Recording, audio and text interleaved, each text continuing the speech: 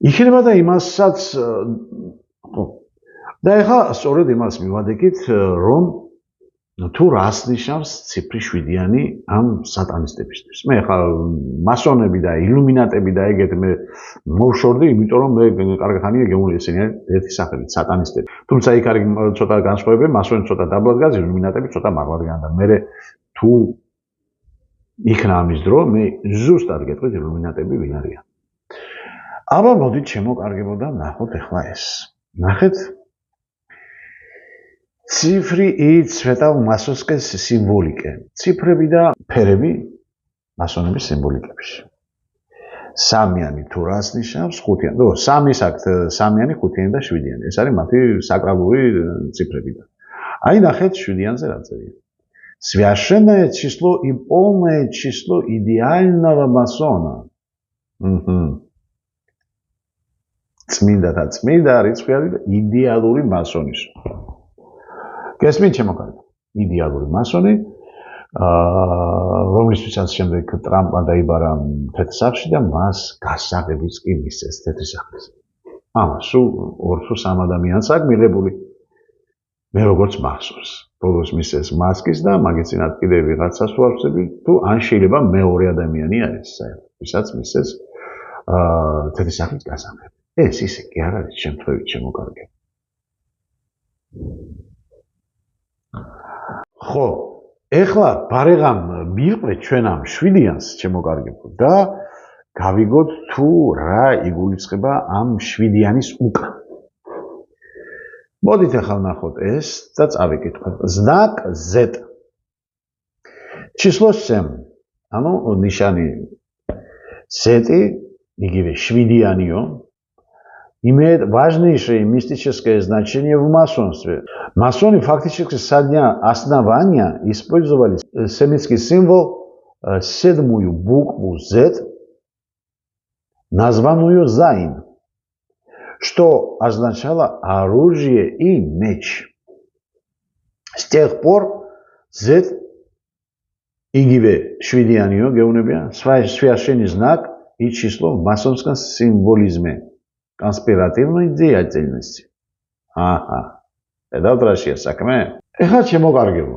რა თქმა უნდა, ყველას თვალწინ დაგიდგათ აი ეს ყბადაღებული რუსული ტანკებზე და ტექნიკაზე Z-ი ასო ნაწერები. Z-ი და V ასოე, ხო? დიახ, მაგრამ ყველაზე მეტად ეს. რომელსაც ოფიციალურად პასუხს არავინ არ სცემს. ეხლა იქ რუსული მებში არის რაღაც ვითომ ზაროდინუ და რაღაცა და ვიქტორია ვითომ გამარჯობა და ეს ბავშვებისთვის არის ყველაფერი, გამიგეთ შემოკარგება. მაგრამ ეს ხო ვიცით ხო? რუსულზე რო არის Z და V.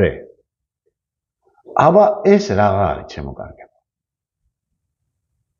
აბა ვნახოთ ეხლა ეს.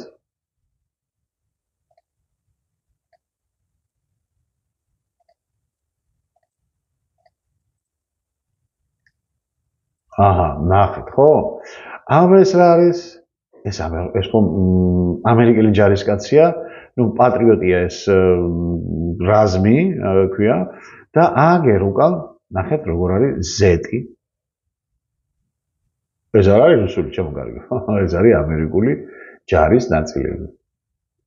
და ხელზე აქ კლავზე ნახა, ხედავთ რაც არის, ხო? კი ბატონო. აბა ეხლა ესეც ნახეთ, როდესაც ლაინერზე ავიდა ტრამპი ბატონო და უკან კარის შესასვლელზე რა წერია. ამასაც ხედავთ, ხო? ხედავთ, რა თქმა უნდა. შემდეგ გადავინაცვლოთ ეხლა უკრაინულ სამყაროში და რა თქმა უნდა, ამასაც ხედავთ.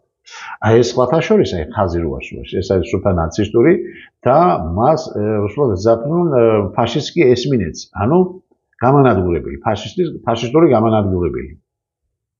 აი სიმბოლო არის ეს. Z-ის შუაში ის რო არის, ხაზი რო აქვს. გამიგეთ? გერმანული, აი სულთა გერმანული, იმიტომ რომ პოლიციასაც ეს ეწერა. ეს სიმბოლო ქონდა. ახლა ეს კიდევ გაიხსენეთ მახვილი სიმართლეში მე რო განახეთ უკრაინის ამბავი და რომ უკრაინაშიც უკრაინის რადა შესაძლელში შემოკარგებო აწერია ზეტითო. გახსოვთ ეს კადრი?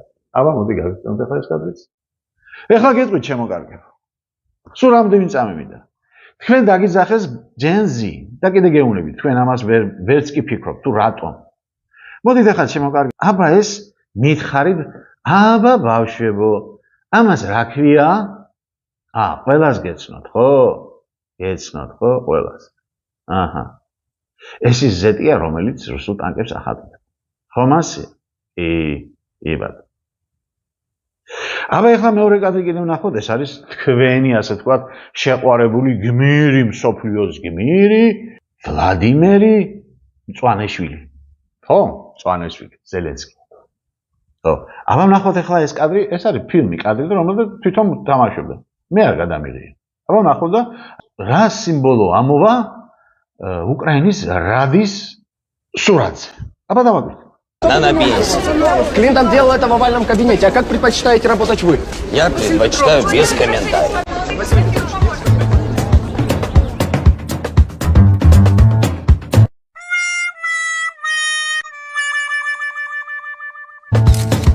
Пока Украина летит в пропасть. Ой, ეს რა არის? ეს რა არის ბავშვებო? ეს რა არის ჩემი ჯენზი თაობა? ესე ზეტია, ხო? აჰა.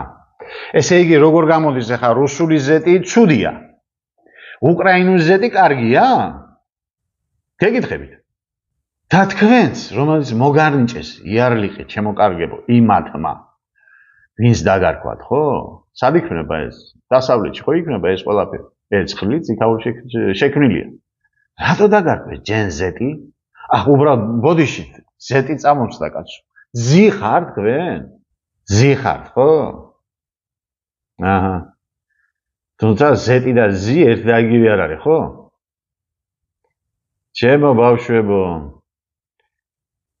მსოფლიოს ისეთი ფარული პოლიტიკაა გაჩაღებული, რომ თქვენ საერთოდ აზზე არ ხართ. საერთოდ გარწყმაშიც არ ხართ.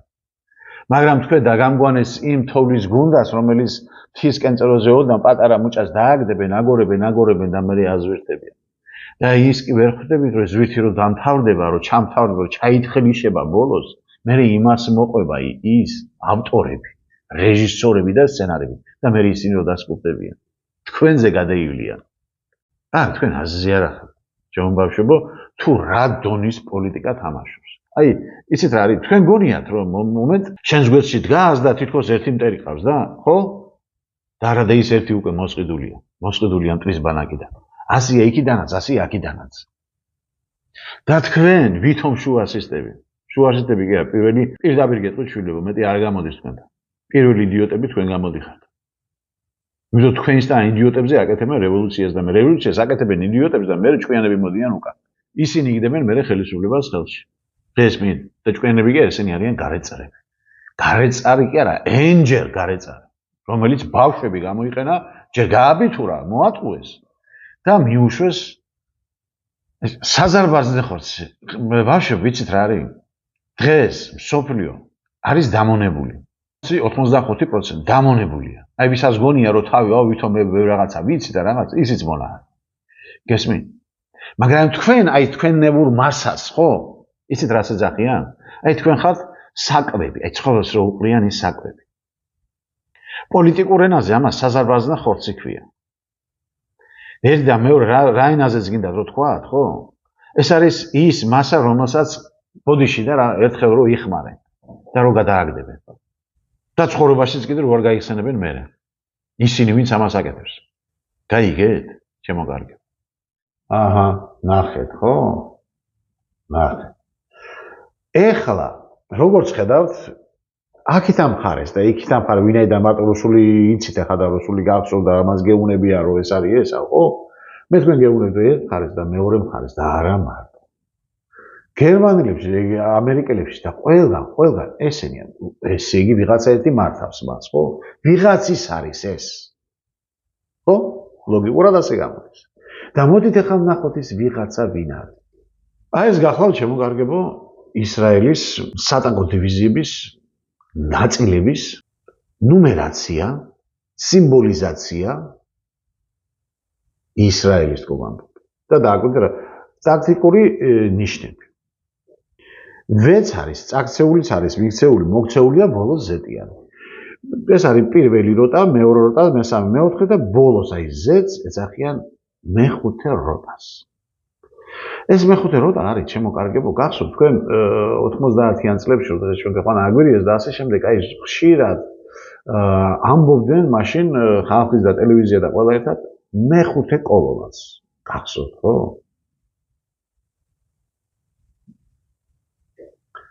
სამწუხაროდ მაშინ ტელეფონები არ ქონდა თუ არა, მეზე პირად მახსოვს ეს ნიშანი. ერთ-ერთ ბეტერზე რო იყო წაწერილი. და მოდით ნახოთ ახლა. აგერ ბატონო. Знак называемый боевой В обозначает первый роту бронетанкового батальона Цахала. Ну, Цахали ქვია იმას არმიას ამ ისრაელის. აგერ კიდევ შემოკარგო. აგერ ეს თქვენი ვეც მესამე როტის თუ დივიზიონის თუ რაც არის მოკლედ მეოთხესი აგერ მეხუთე ბატალიონის აქ წერია ის რომ ისრაელი ამას იყენებს რომ 1967 წლიდან 1967 აი ამ სიმბოლიკებს რა გამოდის შემოკარგებო რა გამოდის? გამოდის რომ თელ სოფლიოში სადაც კი რამე არის ყველაფერს უტრიალებს ეს ჩვენი 26 საუკუნოვანი ძმა თუ მეგობარი თუ რავი როგორც უწოდებთ. გამიგეთ? რომელმაც თელი სოფლიო სისხლში აცურავა და კიდევ აცურავებს. ხო და ეხა ბოლოს გეტყვით. ეს ზეთი ნიშნავს სიონს ზე სიონ გესმით სადა ვარ? საერთოდ აზზე ხარ? ბაიბურში ხარ? სადა ხარ? დროშა გიგავიათ ერთსაც და მეორე მხარესაც და ეს არის ფრანკომასონების დროშა და ამ ფრანკომასონების დროშით ერთმანეთს ხოცავთ. და ეს სიონი, იმიტომ არის რომ ეს მომავალი თაობა, რომელსაც ალფასთვის უნდა გაამზადოს, აი სახა თქვენ სიონისტვის მებრძოლი. ორივე მხარე, ოცნებას და ისა, ქოსნებას და ნაცებიც. და თქვენ საერთოდ სად გაყავით თავი ბავშვებო? აი ხა საერთოდ შუა აზზე რო არ ახალ რა ხდება, ხო? ბაიბურში გარწყმაშიც რო არ ახალ და სად გაყავით თავი თქვენ საწყლებო? გადაუგდეთ და ჩაუგდეთ ეს ვინ იმათ მშობლებს, ახლა ბავშვებს მაგათი ტვინს ხედი აქვს ახლა. მშობლებს მაინც ჩაუგდეთ, თუ იმ მშობლები კიდე თუ არ არიან უარესები. და იქნებ რამე შეასმენინოთ გაწვამა. ეს ის თამაში ნუ გონიათ, ჩემოკარგებო ის 2003-ში რო სპექტაკლი დადგეს აქ და ბავშვები და კმარა და რაღაც მუშტის მოღერება და ფულებს რო უხდედნენ იქ რაღაცა და სპექტაკლი რო გაათამაშეს. ეს თამაში არ არის უკვე. ეს სერიოზული დატაკებაა. დადექით სახში და იკითხეთ წიგნები. სოფლიო პოლიტიკოსები გამოვიდნენ აქ. ანაბანარიცი ჯერდა ნორმალურად.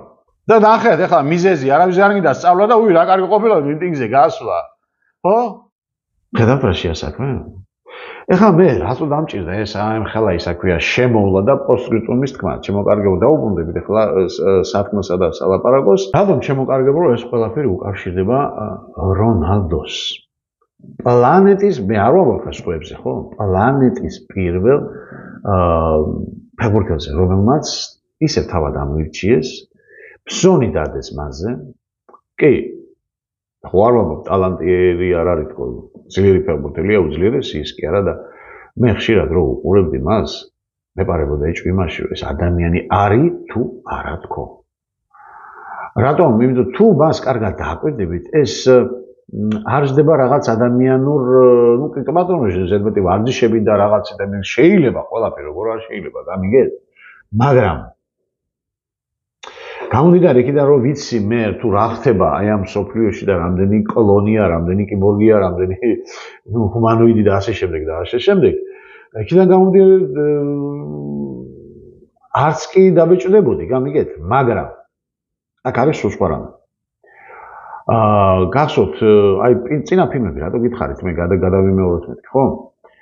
აი 99 ნაწილის მეორე ნახევარში მithumetes არის ისეთი რაღაც, რომელსაც იქ მოტოროლისტ ბაიკერს, ესე იგი ის ვიღაცა სატანის სახით ხელშეკრულებას რო დაუდევ, მას აძლევს ძალას. აძლევს სატანურ ძალას. ანუ ძლიერებას, ტალანტს, სილამაზეს, ეფექტს, ყველაფერი იმას, რაც საჭიროა გამარჯვებისათვის. ყველაფრის უგულველყოფის ხარჯზე. აბსოლუტურად ყველაფრის. პრაქტიკულად ეს სულის გაყიდვა არის, მაგრამ როგორც იმის პირველ ნაწილში გითხარით, სული ვერ იყიდება და ვერც გაყიდის შენ, უბრალოდ ეს ასე გამოდით. და ასე გამოდით მithმაც ხელშეკრულებაზე ხელსაწყის. გამიგეთ? და მე მინდა ხა ერთი უნიკალური კადრი მოგიყვანო თქვენ, რომელმაც დიდი აჟიოტაჟი გამოიწვია ამ ასე ვთქვათ მშობლიოში საერთოდ და აი ამ დარგში, ფეხბურთის გარშემო ვიცი. ესე იგი, ეს იყო 2018 წელს, 17-18 წლის ჩემპიონატი, ლიგა ჩემპიონების თამაში იყო, ძალიან დაძაბული თამაში, აქ ერთმანეთს ხვდებოდა რეალი მადრიდი და ესეში. რეალის მხარეს, რა თქმა უნდა, დიდი კარგი ნაკრები იყო, მაშინ რონალდო, ბენზენა, მარჩელო, ანუ ძლიერები ახლა, მოდრიჩიც თამაშობდა, თქვენ წარმოიდგინეთ და აქით ამ მხარეს, PSG-ს მხარეს კიდე ნეიმარი, გავანი, მბაპე და ასე შემდეგ. ნუ ორივე უძლიერესი გუნდი. ეს იყო მერვე ფინალი და აუცილებლად უნდა გადაელახა რომელიმეს და იყო ნუ სერიოზული თამაში. და მინდა ახლა შეიძლება ეს არ გახსოვთ რის თამაში იყო, მაგრამ შეიძლება ეს პენალტის ბევრს ახსოვს. და ეს გახლავს სწორედ ეს პენალტი, როდესაც რონალდომ დაარტყა PSG-ს კარში. Sobre la bocina, justo antes de marcharse al vestuario para el equipo de Zidane. Autoriza Rocky, bajo palos Areola, le pega Ronaldo. ¡Gol!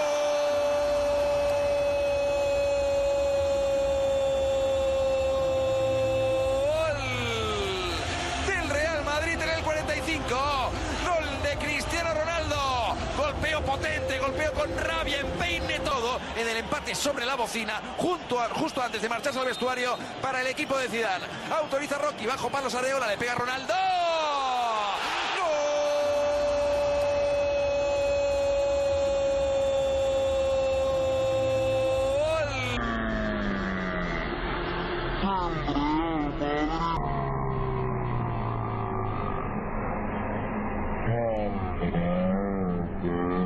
De Cristiano Ronaldo, golpeo potente, golpeo con rabia, empeine.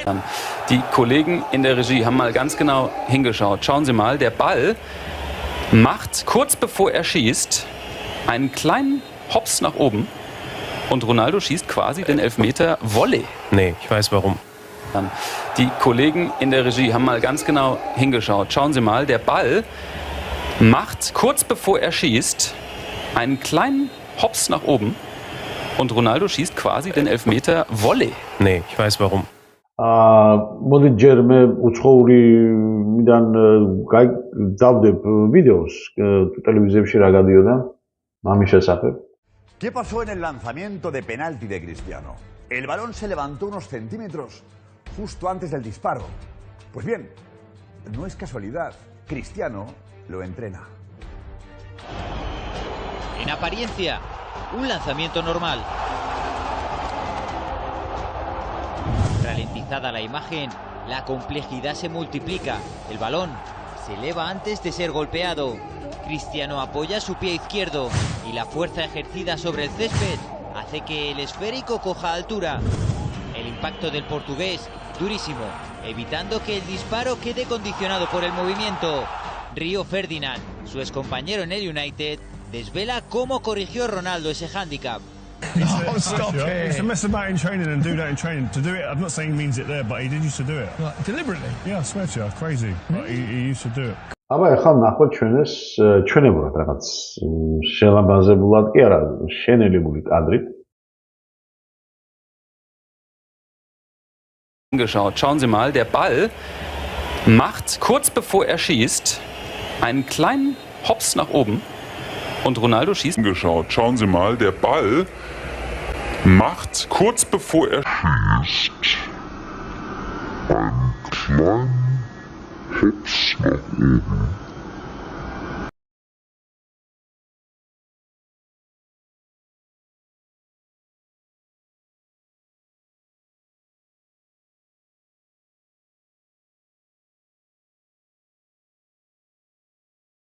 ეხლა რა ხდება ჩემო კარგებო? ყველა ნახეთ რომ ბურთი აღწა სადღაც 3-4 სანტიმეტრით, შეიძლება 5 სანტიმეტრითაც კი. რომელიც საკამარიესია იმისათვის რომ ფეხბურთელმა მით უმეტეს პენალტი დააწმეს რომ კარგად მოისვას ფეხზე და ნებისმიერი მიმართულებით მან შეიძლება ბურთი გაიტანოს. ეხლა ამაზე რა თქმა უნდა მაშინ იყო ერთი ამბავი, გახსოვებთ თქვენ ეს ფეხბურთის მოყვარულებს, რომ აი დაიპეჭდა ისეთი რაღაცები, რომ აი რონალდომ ისე ვარჯიშობდაო ამაზე სპეციალურად რომ ის მარცხენა ფეხით რო ადებს იქ ახლოსო საპენალტოზე მარცხენა ფეხის იმ ხელა ის აქვს რა ქვია ტრაჟედია რო არა ძალა აქვსო რომ დარტყმას რომ ბურთი ავტომატურად ხდებაო. ნუ ეს ბევრმა ჭამა ეს ბევრმა არადა სერიოზულად ამას აპიარებდნენ და ესე აპრავებდნენ ამას გამიგეთ. მაგრამ მოდით ახლა მე ასე უცებ დაგისვამ კითხვას. ვინც ეს დაიჯერა. კი მაგრამ რონალდომ რამდენი პენალტი დაატყა თავისი ასე თქვა მოღვაწეობის პერიოდში რამდენი ხალხო. და ნუ თუ მეორედ ვერ გაიმეორა. ჰა? ჩაგჯერით ხო? იცით რა შეასაქმე? აქ არის სწორედ ის მაგიური ძალა, ის სატანური ძალა, რომელიც მას შველის ასეთ რაღაცებში. შველის ასე როცა ყველაზე მეტად საჭიროა იმ დროს მას ეხმარებიან. და არა მარტო რონალდოს, ჩემო კარგებო. ეს კალათბურთშიც არის. მომღერლებზე მე რაც განახეთ ადრე თუ გახსოვთ, ხო? ევროპულ მომღერლებზე და სხვებზე თუ რამდენად ისინი დაზომბირებულები იყვნენ და რამდენად მათში თამაშობდა ეშმაკი. შინაგანად. ამიტომ მე აბსოლუტურად არ გამკვირვებია, მაგრამ ისინი გაიკვირვებიან, ვინც ის დაიჯერა, რომ აი ფეხის მარცხენა ფეხის დარტყმით რონალდო თითქოს ფეხს ბურთს ააგდებს და მერე აატყავს. და კიდე გაგიმეორეთ მეორეჯერ. მას ეკნება სადღაც 300-ზე მეტი პენალი დარტყმული. ხო? მეორეჯერ. რაფერ არ გაიმეორა თქო. თუნდაც ჯარიმების დროსაც. გესმით? ამიტომ სწორედ ეს არის ის, რამდენადაც შენ დაემონები ეშმას, იმდენადაც ხელს გამოგიწვის აქ. ჩვეულებრივი მომენტი. ჩვეულებრივი.